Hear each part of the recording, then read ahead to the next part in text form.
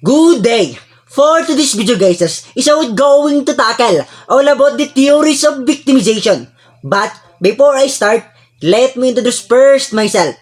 By the way, to those who didn't know my name, I'm Remar Jhon Yamba. And now, let us proceed to our main discussion. When we talk about theories of victimization guys, this is a topic where we discuss or where we determine the different type of situation, the different type of situation that makes or that possibly makes the reason of why a person or why a people or a person becomes a victim.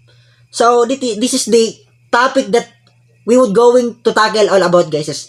Theories of victimization. Again, this topic will determine the different kind or different situation or that different possible situation that makes the reason that a person or a people becomes a victim guys.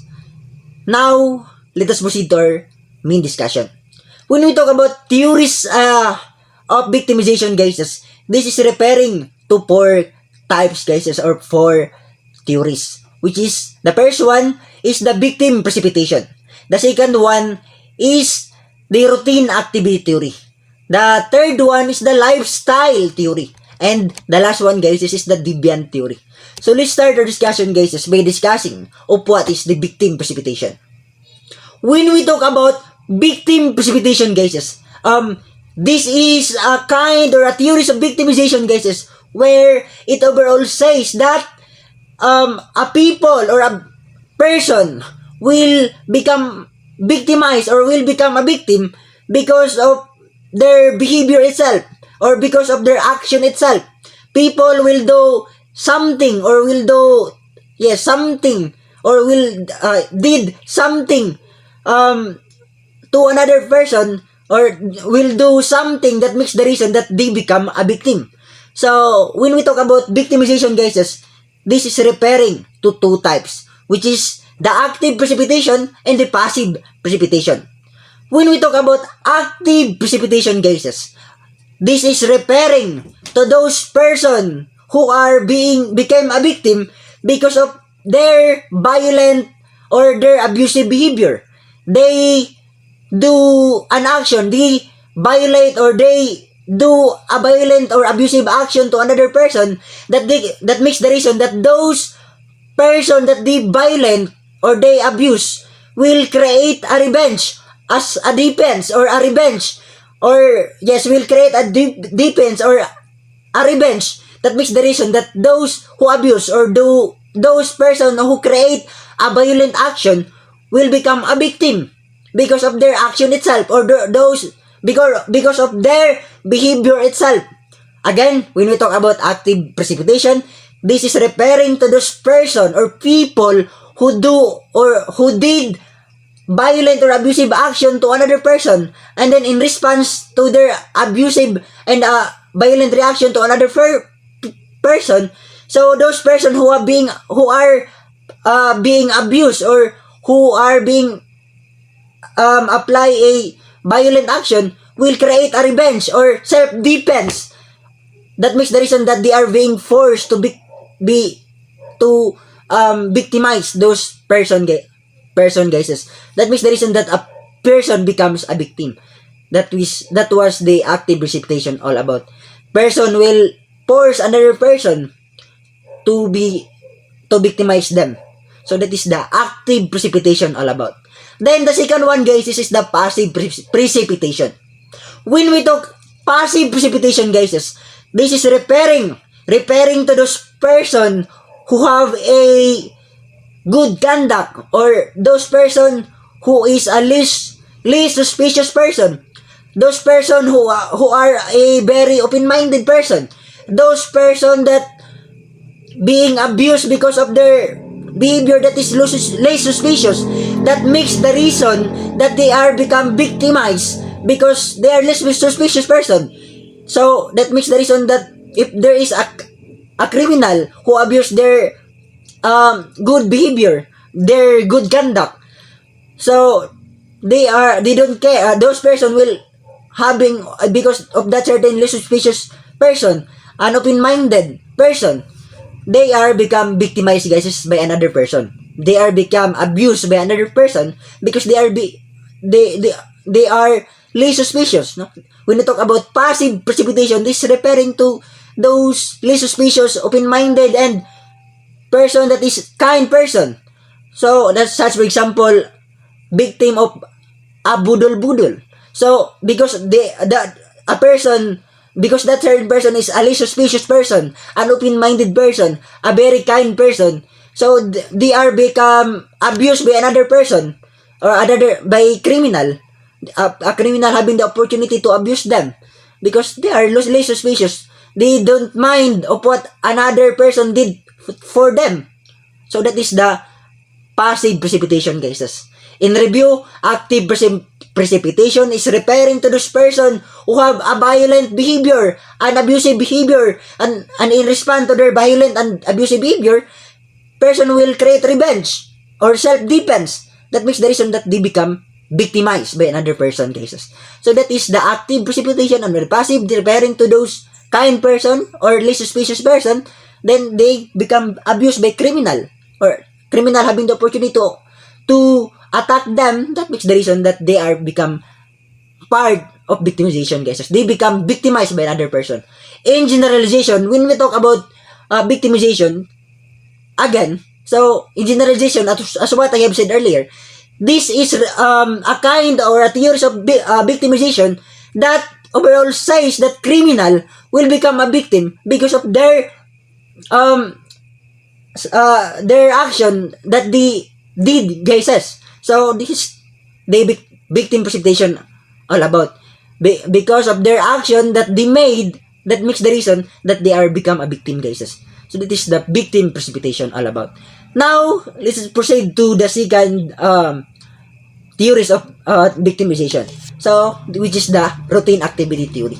So, when we talk about routine activity theory, guys, in generalization, it overall says that people or person becomes also a victim because of their routine activities. It overall says in this theory that the criminal always observe our routine activity, always observe if we are always security conscious, we are is security conscious or a security conscious. So if that certain criminal found that we are illicit security conscious, and if they found that we are illicit security conscious, they have the opportunity, and that certain opportunity will create a motivation, will motivate those criminal to create a crime or an illegal action. So as in response to their needs, no, because of the needs of that certain criminal, and if they found that we are having a lack of security conscious because of that certain opportunity that they found to those person who is lack of security conscious, and because of their needs, so that is the big possibility that a person will become victimized. This kind of theory, guys, is involve suitable target, capable guardian, and motivated offender. For example, we are a lack conscious, security conscious. So for example, we have a motorcycle or we have certain car, and then we park it in a certain place where there is criminality, a high risk of criminality, and then we have a very having a confidence that our property or our car or motorcycle is safe in that certain place, even though it is prone, and then it is prone to criminality, and we are lack conscious, we have confidence, even though that certain place is having a prone to criminality. So that is a big possibility that we are become victimized, guys, because of our routine activities. Because of our lack of security conscious, criminal will will found that there is found an opportunity, and that certain opportunity will motivate the criminal to create certain illegal action, or will create or motivate that certain criminal to victimize that certain offender, or victimize us if we have a lack of security conscious, guys. So that was the routine activities all about. It involved the suitable target. If that certain suitable target is lack of security conscious, and then there's no suitable guardian, or for example, as what I have said earlier, the example, which is if we have car or motorcycle, and then if we park it in a certain place where criminality is occurred, so there's a big possibility that we become a victimized. We become a victim of certain crime cases. So that is the routine activity theory. Says that criminal always observe our routine activities, and if they found that there is an opportunity, that certain criminal will be motivated, then create certain crime to our property, guys. So that is the routine activities all about. Then the third one, guys, of theories of victimization is the lifestyle theory. So when we talk about lifestyle theory, guys, this is overall says that people or person becomes a victim because of their lifestyle, guys. Because of their lifestyle. When we talk about lifestyle, this is referring to the work-related activities and recreation activities, guys. So let's start with the work-related activities. Such as, for example, that certain person is a politician, or a certain attorney, or any kind that was prone to danger, work that was prone to danger, such for example a police. So their duty is to serve lives and property, to protect and to preserve lives and property, and to maintain peace and order. So they encountered different kind of people, different kind of criminal. So they are prone to danger. So that was lifestyle, guys. They are prone to danger. This is referring to those person that was because of their lifestyle. They become victimized, guys. And then the second one is the recreation. So if for example, that certain person chosen to play gambling or to drink alcohol in an overcrowded area.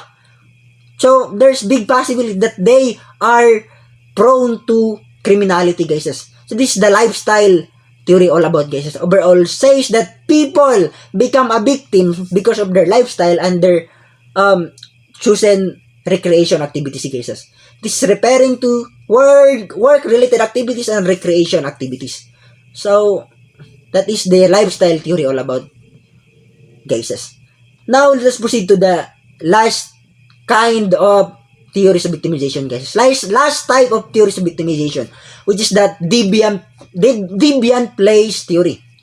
So when we talk about deviant place theory, guys, it overall says that even though we are a very good person, a very overprotective person, a very security conscious person, a very kind of person where very overprotective, even though we are that certain kind of person, and if we are in a place, we live in a place, no, even though we are overprotected, and we live in a place where criminality is occurred, we live in a place where also a lot different kinds of criminal also live, also we live in a place where criminality is occurred, we live in the place where there is a different kind of criminal also live, or yes, so there's a big possibility that we are also victimized, guys, even though we are overprotective, and even though we are security conscious, and if we are living in that dangerous areas, prone to criminality, there's a big possibility that we are prone to danger, guys. We are become victimized. So, for example, as a police, no, this is also related to the work, to the duty, guys, to the work related activities, which is, for example, as what I have said earlier, the police. So they are prone to danger. They are always encounter different kind of person, different kind of people, criminals and criminals. So there's a big possibility that they are prone to danger. This is the deviant place theory, guys, is all about. That person become a victim because of their guys, they are prone to danger. Their work, or they live in a place where criminality is always occurred, guys. So that was the topic for this video is all about, guys. By the way, again, I'm Remar Jhon Yamba, and I hope that you have learned a lesson in this video presentation, guys. That's all. Thank you.